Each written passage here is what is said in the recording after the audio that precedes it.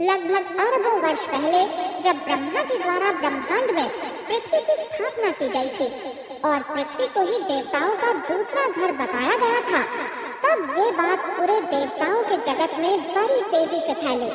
फिर तमाम देवताओं और गंधर्वों ने हर्षोल्लास से जश्न मनाया। उस समय पूरा ब्रह्मांड खुशी और उल्लास में डूब चुका था, लेकिन वहीं ब्रह्मांड के एक कोने में कालिकेय नामक स्थान में उस समय के समस्त असुरों के राजा हिरण्याक्ष यह बात सुनकर घोर निराशा में डूब गया, क्योंकि वह देवताओं का कट्टर शत्रु था।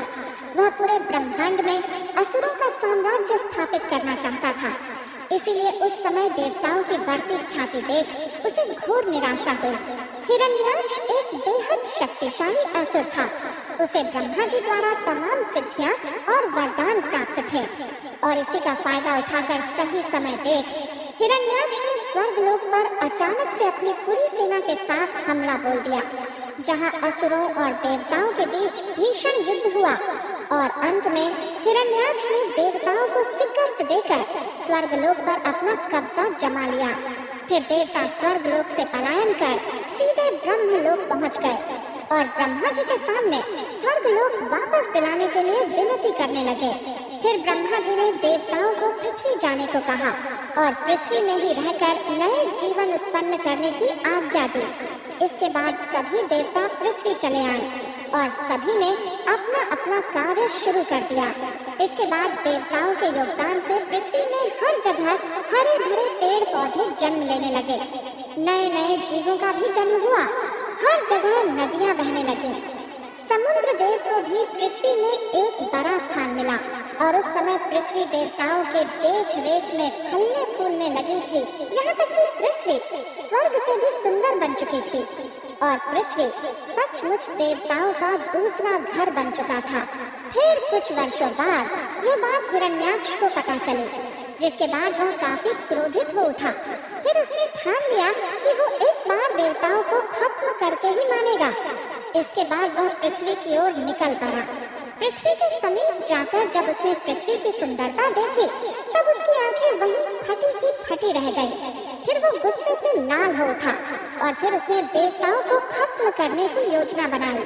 फिर उसने अपने वरदान का इस्तेमाल करके खुद का आकार पृथ्वी से भी सैकड़ों गुना बड़ा कर लिया और पृथ्वी को अपने हथेली में दबोचकर लगभग 12 अरब प्रकाश वर्ष दूर रसातल के पास, यानी कि ब्रह्मांडीय महासागर के पास ले गया, जो कि पृथ्वी के समुद्र की तरह ही पूरे अंतरिक्ष का महासागर है, जिसमें पृथ्वी की तरह अरबों ग्रह समा सकते हैं और जहां डूबने के बाद दोबारा से बाहर आना नामुमकिन है। फिर हिरण्याक्ष ने सारे देवता समेत पृथ्वी को उठाकर उसी ब्रह्मांडीय महासागर में फेंक दिया, जिसके बाद पृथ्वी के अंदर एक विनाशकारी तबाही शुरू हो गई और तमाम हरे भरे पेड़ खत्म होने लगे, जीव मरने लगे, सारी नदियां और पहाड़ ध्वस्त होते चले गए, यहाँ तक कि समुद्र भी विलुप्त होने लगा।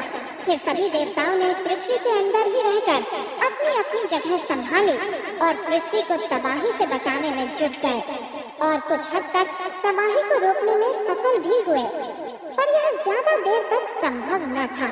ये सारा अनर्थ होते हुए ब्रह्मा जी अपने ध्यान में देख रहे थे। फिर उन्होंने समय न गवाते हुए सीधे श्री विष्णु को याद किया और यह सारा अनर्थ श्री विष्णु भी देख रहे थे। फिर श्री विष्णु ब्रह्मा जी का इशारा समझते हुए हिरण्याक्ष के वरदान को भी ध्यान में रखते हुए उन्होंने वराह अवतार लिया और सीधा ब्रह्मा जी के नाक से बाहर निकले।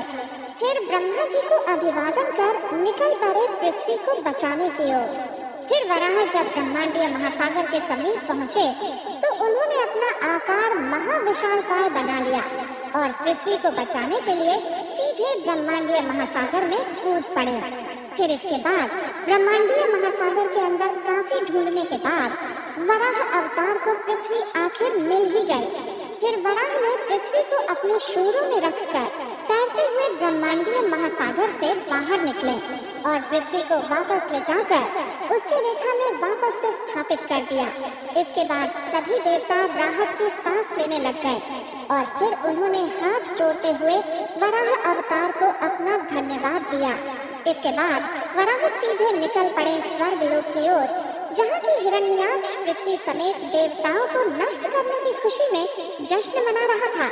फिर कुछ देर के बाद हिरण्याक्ष का ध्यान दूर से आ रहे महाविशालकाय आकार वराह पे गया। फिर वह इतना बड़ा रूप देखकर अचंभे में पड़ गया। वह समझ गया कि हो न हो यह त्रिदेव में से ही कोई एक है। फिर स्वर्गलोक में समस्त राक्षस अपनी जान बचाते हुए अपने स्थान कालिकेय भागने लगे। हिरण्याक्ष के रोके भी न रुके। इतना कुछ देख हिरण्याक्ष काफी क्रोधित हो उठा और गुस्से में आकर उसने भी अपना रूप महाविशालकाय बनाकर वराह से युद्ध करने स्वर्गलोक से बाहर निकल पड़ा। फिर वराह और हिरण्याक्ष के बीच जमकर काफी समय तक युद्ध चला। हिरण्याक्ष ने अपनी सारी वरदानी ताकत वराह पे लगा दी, पर इन सब का वराह पे कोई असर न हुआ। और आखिर में जब वराह से युद्ध करते हुए हिरण्याक्ष की सारी सिद्धियां और शक्तियां समाप्त हो गई, तब भगवान वराह ने अपने एक ही दमदार प्रहार से हिरण्याक्ष को मौत के घाट उतार दिया। इसके बाद सारे देवी देवता वराह अवतार से काफी खुश हुए और भगवान वराह को अपना धन्यवाद दिया। फिर भगवान वराह अपने लोक यानी कि वैकुंठ लोक लौट गए। इसके बाद देवताओं को अपना पहला घर स्वर्गलोक वापस से मिल गया और उनका दूसरा घर पृथ्वी भी उनके पास ही रह गया। फिर पृथ्वी दोबारा से देवताओं की देख रेख में बिल्कुल पहले जैसी फलने और फूलने लगी। तो ये था भगवान विष्णु के तीसरे अवतार भगवान वराह का संपूर्ण इतिहास।